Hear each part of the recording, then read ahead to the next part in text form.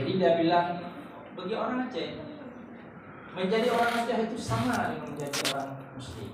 Tapi ternyata hari ini ada orang Aceh yang menjadi pendeta, ada yang meninggalkan Islam karena berbagai persoalan, karena berbagai faktor. Jadi saya barangkali ya kita semua sangat berharap bahwa semua yang hadir di sini, para akademisi, para ilmuwan, para sarjana, dosen, orang-orang yang kuliah di IAIN atau orang yang masuk ke perguruan tinggi, sangat kita harapkan agar bisa mengembalikan nama baik Aceh ini dengan cara mencerahkan masyarakat dengan Al-Quran. Karena Al-Quran ini adalah bagi kita sumber ilmu pengetahuan. Baik, kalau kita masuk ke dalam kajian, kita bisa katakan bahwa sumber ilmu pengetahuan itu memang macam-macam. Sekurang-kurangnya ada 3 sumber ilmu pengetahuan. Yang pertama, apa yang disebut dengan pengalaman empiris. Pengalaman empiris itulah sumber pengetahuan. Kita bisa mengetahui sesuatu berdasarkan pengalaman yang kita rasakan. Ketika kita rasakan api itu panas, ketika kita memegang api ternyata api panas, kita mendapatkan satu pengetahuan bahwa api itu panas. Jadi pengalaman empiris itu salah satu sumber pengetahuan. Dan berkembangnya sains dan teknologi itu karena manusia bisa mengembangkan ilmu pengetahuan berdasarkan pengalaman empiris. Jadi sains yang berkembang hari ini, kita bisa menggunakan menggunakan HP, menggunakan mobil, orang naik keluar angkasa, kita naik pesawat, semuanya adalah pengetahuan, teknologi, semuanya adalah teknologi yang dikembangkan berdasarkan sains atau berdasarkan ilmu pengetahuan yang bersumber dari empirisisme, pengalaman. Baik pengalaman itu dalam bentuk yang sederhana atau pengalaman yang canggih, yaitu yang dihasilkan lewat penelitian. Orang melakukan penelitian menghasilkan teknologi. Orang melakukan penelitian menghasilkan berbagai bentuk peralatan yang sangat kompleks dan sangat canggih. Bahkan kalau sekarang sudah ada disebut dengan artificial intelligence, kecerdasan buatan, sehingga mesin seolah-olah cerdas seperti manusia. Mesin bisa menjawab pertanyaan yang rumit sekali. Ini semuanya bersumber dari pengalaman ini. Sebenarnya menurut pandangan Islam dan menurut Al-Quran, pengalaman empiris itu pun berdasarkan dari Tuhan. Yaitu kalau menurut Al-Quran Allah mengatakan wa'allama Adam al-asma'a kullaha. Allah telah mengajarkan kepada Adam kullaha, segala sesuatu. Adam yang dimaksudkan di sini menurut sebagian ulama adalah manusia. Allah telah mengajarkan kepada manusia segala pengetahuan. Kullaha artinya unlimited, limitless knowledge. Kita mempunyai pengetahuan atau manusia berpotensi untuk mengembangkan pengetahuan yang tidak ada batasnya. Maka ada beberapa ayat Al-Quran oleh sebahagian sufi dipahami ketika Allah mengatakan laut. Di antara literatur sufi menyebutkan laut itu adalah ilmu pengetahuan maksudnya. Sehingga kalau di Langsa itu ada namanya tokoh lautan ilmu. Lautan ilmu. Jadi ilmu itu memang sering dikaitkan dengan laut. tidak untuk tidak terbatas. Dan pengetahuan manusia itu sangat sedikit sekali dibandingkan dengan pengetahuan Allah Subhanahu wa taala, seperti perbandingan laut dengan tetesan air. Jadi tidak ada nilainya kalau mau dibandingkan pengetahuan yang sudah kita miliki, yang sudah dimiliki oleh manusia dengan pengetahuan yang ada, yang tersembunyi di alam semesta ini. Tidak ada batasnya. Ketika Allah mengatakan wa'allama Adam al-asma' kullaha, itu artinya Allah telah memberikan kepada manusia potensi untuk mengembangkan ilmu pengetahuan tanpa batas. Tidak kita ketahui di mana batasnya. Jadi sains yang berkembang hari ini baru sedikit sekali tentu saja. Dan kita mungkin berdasarkan pengalaman sebelumnya, di mana kita melihat perkembangan teknologi dan pengetahuan yang cukup besar, mungkin kita setiap hari menunggu-nunggu ini besok apa lagi, besok HP-nya kayak mana lagi kecanggihannya. Itu pasti ada rasa penasaran dan kita menunggu-nunggu teknologi apa lagi, mobil modelnya bagaimana lagi akan keluar. Kalau sekarang sudah ada model hybrid, bisa menggunakan bensin, bisa menggunakan baterai. Ini tidak menunggu kapan bisa menggunakan air misalnya. Atau menggunakan hidrogen. Hidrogen sudah ada sebenarnya, sudah ada dalam penelitian-penelitian yang dilakukan oleh para ilmuwan yang mengharapkan bahwa energi yang bisa menghidupkan mesin itu bersumber pada hidrogen dan sebagainya. Memang kecanggihan pengetahuan ini luar biasa sekali. Dan inilah sebabnya Allah katakan dalam Al-Quran, wa'allama Adam al-asma'a kullaha, segala sesuatu. Ada potensi dalam diri manusia untuk mengembangkan segala sesuatu tanpa batas. Dalam perspektif Islam tentu saja ini adalah sebuah karunia yang patut kita syukuri. Itu sumber pengetahuan pertama. Salah satu dari sumber ilmu pengetahuan yaitu pengalaman empiris yang telah melahirkan sains dan teknologi. Dan ini yang paling bangga-banggakan oleh masyarakat dunia. Bahkan ada orang yang menjadi ateis karena sains, karena ilmu pengetahuan. Dulu ketika pada sekitar abad 15-16, para ilmuwan Eropa, mereka di samping ilmuwan, mereka adalah pendeta, mereka kiai, ulama. Jadi gereja-gereja di Eropa sebelum abad 15-16, mereka adalah pendeta-pendeta itu adalah sekaligus ilmuwan. Mereka ahli Alkitab, mereka membaca Alkitab, mereka mengajarkan agama. Mereka juga ahli filsafat, mereka adalah ahli matematika, ilmuwan. Tapi kemudian beberapa waktu setelah berkembang sains sampai kepada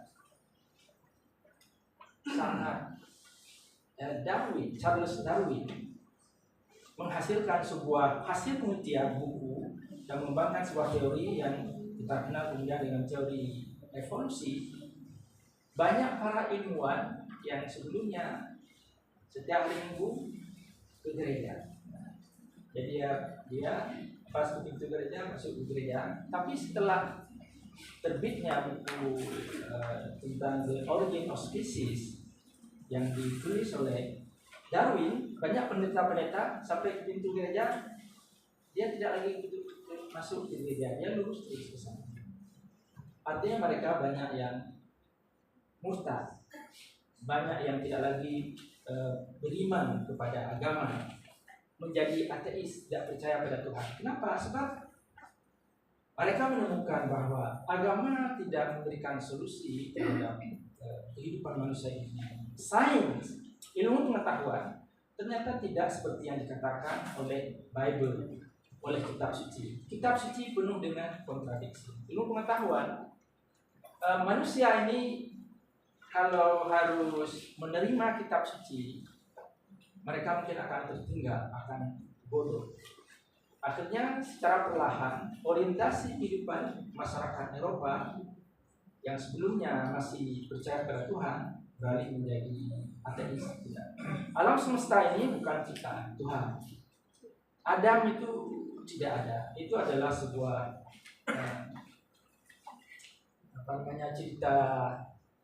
cerita dongeng. Itulah awal mula yang kemudian menjadikan Barat Eropa itu sangat maju dalam bidang teknologi, sains, karena mereka tidak lagi menyibukkan diri dengan agama, dengan kitab suci, ya, ngaji. Kalau kita kan ya aku yang bilang mau jadi bupati harus bisa ngaji, habis waktu. Apalagi kita bilang sholat, puasa, haji itu habis kan doa bukan. Begitulah muncul persepsi di dunia Barat Eropa pada era abad 16-17 yang sebelumnya kiai mereka itu pendeta-pendeta adalah ilmuwan, tapi kemudian dunia Barat terbelah. Kalau ilmuwan ya ilmuwan sana, jangan ikut campur soal agama. Agama tidak mungkin bisa bertemu dengan sains, dengan ilmu pengetahuan. Sebab agama ternyata mengajarkan hal-hal yang tidak kompatibel dengan ilmu pengetahuan atau sains. Inilah yang terjadi dampak daripada kecanggihan pengetahuan yang pada hari ini sudah ilmu pengetahuan itu bahkan sudah menjadi Tuhan, ya, sudah berubah. Sudah orang mengeluh-elukan pengetahuan, mengeluh-elukan sains. Segala sesuatu berdasarkan sains, berdasarkan ilmu pengetahuan. Dan kemudian sains menjadi sangat arogan bahkan. Para ilmuwan menjadi sangat arogan. Hingga abad 20 mungkin ada sedikit kemajuan spiritual, ya, disebabkan oleh penemuan-penemuan sains yang lebih canggih, terutama sekali dalam bidang biologi. Ketika orang menemukan DNA, ketika orang menemukan molekul, orang sudah mulai bukan ragu sama sains, tapi sudah mulai mempertimbangkan sains sebenarnya jika dibandingkan dengan kerumitan alam semesta, kerumitan biologis, sains nothing. Ketika para ilmuwan menemukan DNA, menemukan saraf-saraf dalam tubuh manusia, kornea mata, dan lain sebagainya, para ilmuwan sudah mulai bertanya-tanya, kalau tidak ada di balik semua ciptaan ini, kalau tidak ada grand masternya, ya, kalau tidak ada yang menciptakan grand, yang menjadi grand design, ini tidak mungkin.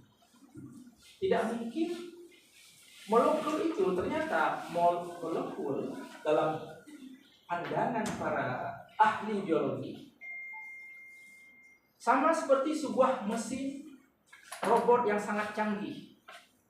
Itu molekul benda yang sangat kecil sekali.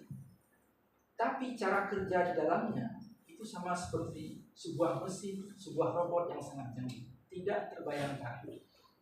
Jadi bagaimana manusia bisa mengatakan bahwa sains, ilmu pengetahuan inilah yang menentukan segala-galanya alam semesta? Hampir bisa dikatakan tidak mungkin. Tidak mungkin jika alam semesta ini termasuk manusia hanya sebuah chance, hanya sebuah kebetulan.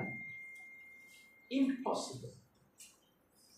Jika kita mengatakan semua ini yang sangat rumit, sangat canggih, sangat sophisticated hanya karena sebuah kebetulan, this is crazy. Ini tidak mungkin sama sekali. Sedikit demi sedikit orang walaupun menganggap sains, ilmu pengetahuan, teknologi sangat penting dan sangat berpengaruh dalam kehidupan manusia, tapi mereka mulai menyadari bahwa sebenarnya dibandingkan dengan kerumitan alam semesta itu sendiri, tidak ada bandingannya dengan kerumitan sains. Sebuah kecanggihan dalam HP ini nothing jika dibandingkan dengan kecanggihan yang ada pada tubuh manusia. Makanya Al-Quran mengatakan wa fi anfusikum afala tubsirun. Orang kalau mau melihat kepada dirinya sendiri saja itu sudah cukup banyak tanda-tanda tentang kekuasaan Tuhan. Jadi itulah bahwa pengalaman empiris memang sudah merajai pengetahuan di dunia ini hari ini, tapi semakin manusia mendapatkan pengalaman empiris itu melalui penelitian, pengembangan pengetahuan, manusia semakin menyadari secanggih apapun pengetahuan manusia, teknologi manusia, itu hampir perbandingannya nol jika dikaitkan dengan kecanggihan apa yang telah diperlihatkan oleh Tuhan sebagai tanda-tandanya di alam semesta ini. Yang kedua, sumber pengetahuan itu adalah akal atau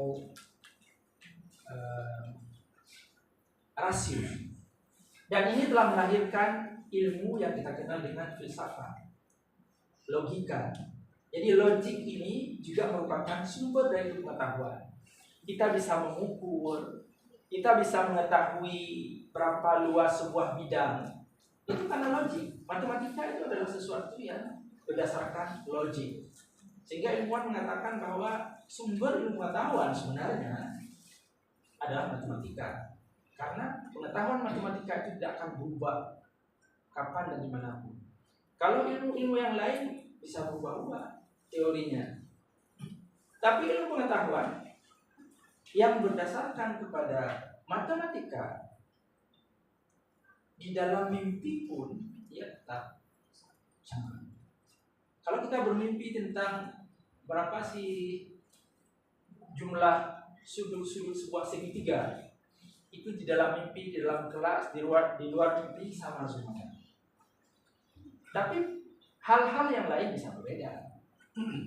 Kita bisa saja bertemu dengan seseorang, waktu ketemu di kelas, di warung kopi, orangnya biasa saja. Tapi dalam mimpi dia menjadi sangat cantik sekali. Bisa saja terjadi. Jadi antara dunia luar, dunia nyata dengan dunia mimpi bisa berubah. Tapi matematik tidak akan berubah. Matematik itu di dalam kelas, di dalam mimpi, di luar mimpi dia sama. Itulah matematik itu punya hubungan yang sangat erat dengan reason atau logika. Makanya dalam pelajaran matematika itu ada ilmu mantiknya, ada ilmu logikanya. Mengaji di pesantren juga ada belajar logikanya, ada belajar tentang bagaimana sesuatu itu di reasoning, bagaimana sesuatu itu dipahami sehingga menjadi sebuah teori, menjadi sebuah pengetahuan.